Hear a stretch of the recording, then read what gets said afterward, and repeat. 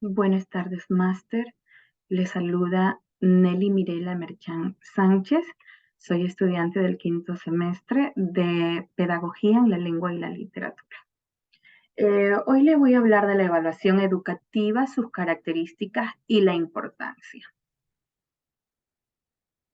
Como concepto de la evaluación, les puedo decir que sus características principales y los objetivos por lo que se realiza tiene por objeto analizar conductas, actitudes, rendimientos y logros. También evalúa los comportamientos propios y de los demás en cada sujeto.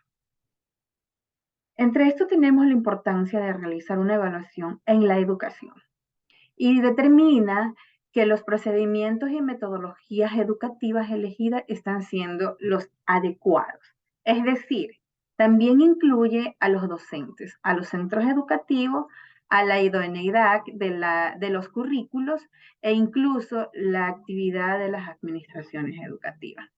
Entre estos sistemas de evaluaciones habituales es donde los docentes se encargan de recoger información sobre la evaluación de un alumno en distintos momentos y a través de diversas tareas.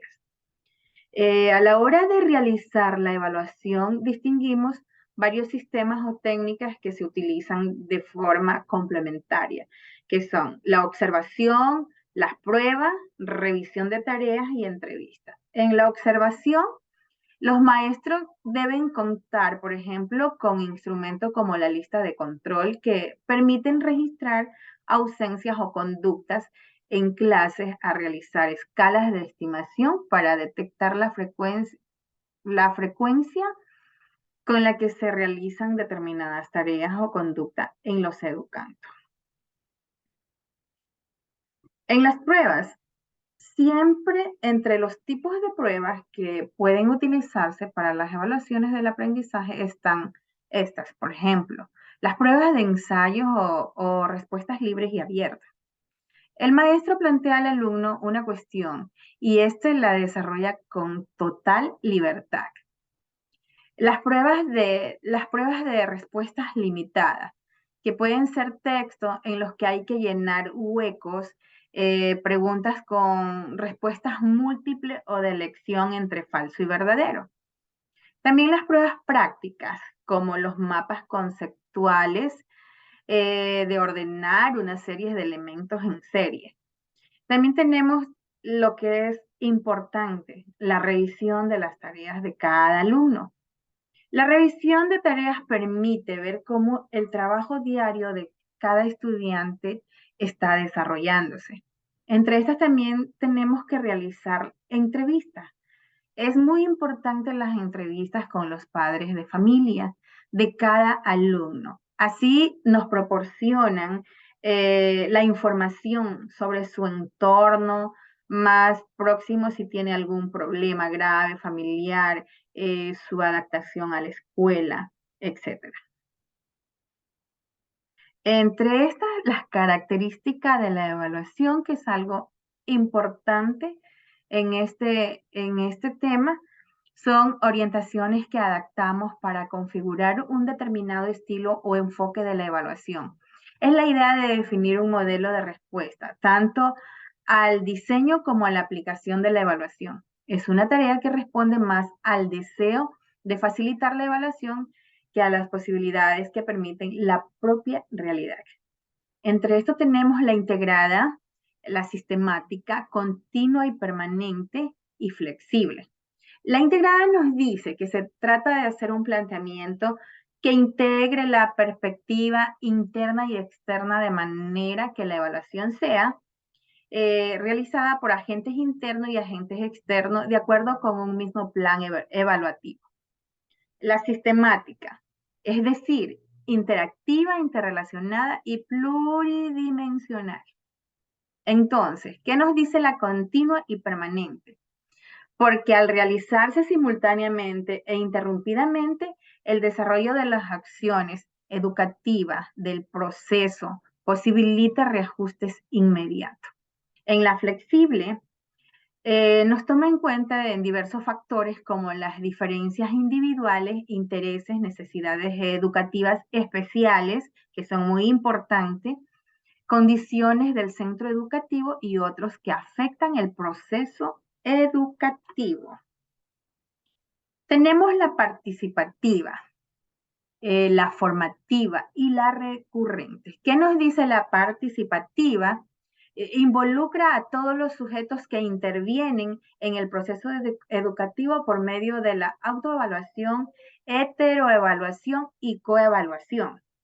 Y la formativa es, el objetivo consiste en perfeccionar e enriquecer los resultados de las acciones educativas.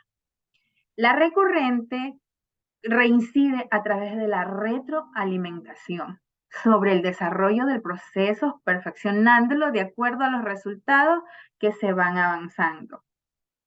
Entonces, dice que según su finalidad y función, entre la función formativa y la función sumativa.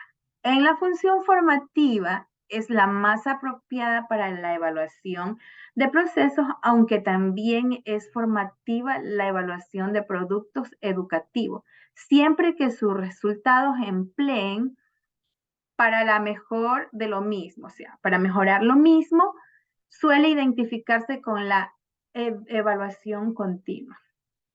Y la función sumativa suele aplicarse más en la evaluación de productos, es decir, de procesos terminados con realizaciones precisas y valorables. Y según su extensión, evaluación global, evaluación parcial, dice la global. Se pretende abarcar todos los componentes o dimensiones del alumno, del centro educativo o del programa, etc. Entonces, la evaluación parcial pretende el estudio o valoración de determinados componentes o dimensiones de un centro, de un programa educativo y rendimiento de los alumnos.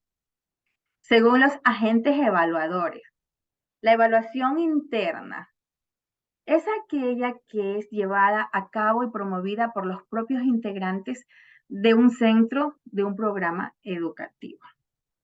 También tenemos la autoevaluación.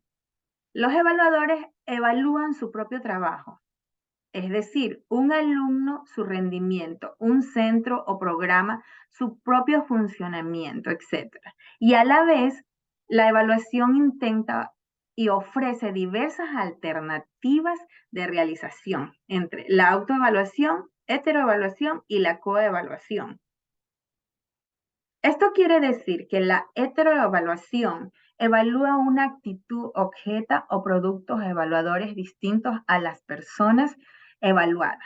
El consejo escolar al claustro de profesores, un profesor a sus estudiantes, etc.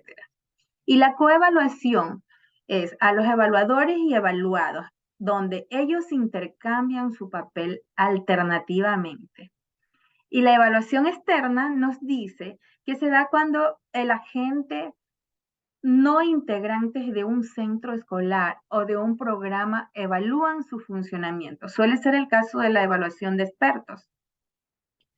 Entonces, entre todo esto que le he expuesto, llegó a la conclusión de que la evaluación, lejos de reprobar al alumno por no haber demostrado su capacidad sin más explicación, debe convertirse en un recurso que le permita apoyarse sobre lo que ya sabe, para recorrer nuevamente el camino en que lo conduzca al aprendizaje, esperando que estos alumnos realmente se concienticen y tomen valor a lo aprendido en cada evaluación. Es decir, ayudarle para que sea capaz de formarse como sujeto.